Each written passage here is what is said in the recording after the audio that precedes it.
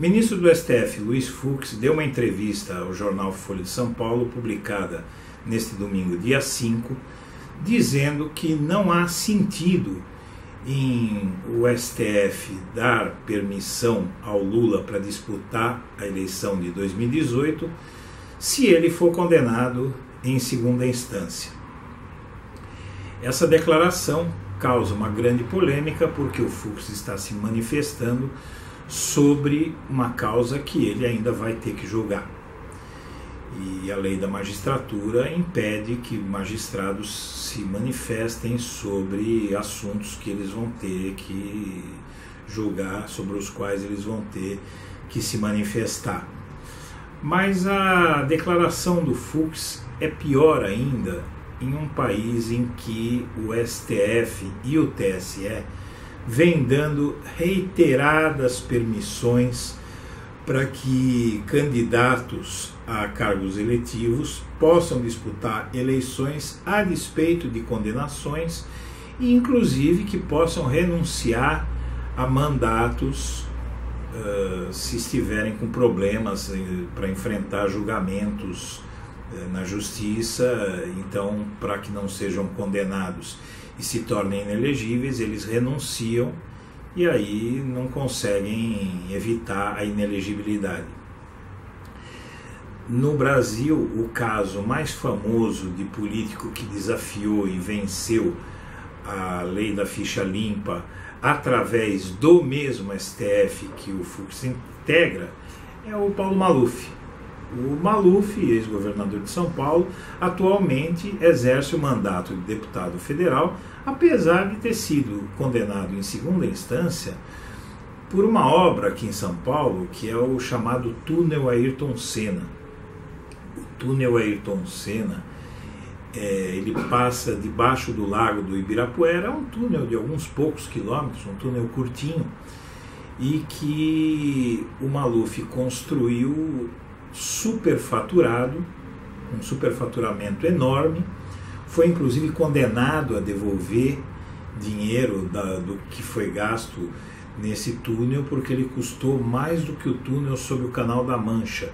que liga a França à Inglaterra, que é uma ilha, a França no continente europeu, a Inglaterra é uma ilha, tem um túnel que sai da França, passa embaixo do Oceano Atlântico e vai dar em Londres.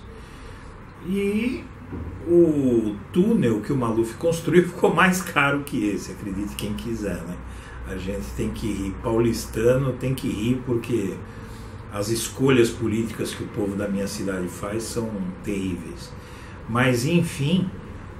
o Maluf está até hoje na Câmara dos Deputados, exercendo seu mandato, votou inclusive a favor do impeachment da Dilma, votou contra a abertura de processo, o prosseguimento do processo contra o Temer no STF, e é um político de uma vida conhecida, notória pelas falcatruas em que ele se meteu, está lá no Congresso, e há uma série de casos idênticos. O STF e o TSE dificilmente eles deixam de dar liminar para políticos disputarem eleições, apesar de terem condenações. Mas o pior não é isso. O pior é que o mesmo Fux, em 2011, ele votou para que políticos com cargo eletivo, enquadrados na lei da ficha limpa, que prevê que o sujeito fica inelegível se for denunciado pela justiça, o Fux ele deu um voto no STF em 2011, que na prática, segundo reportagem do jornal Estado de São Paulo, permite que o político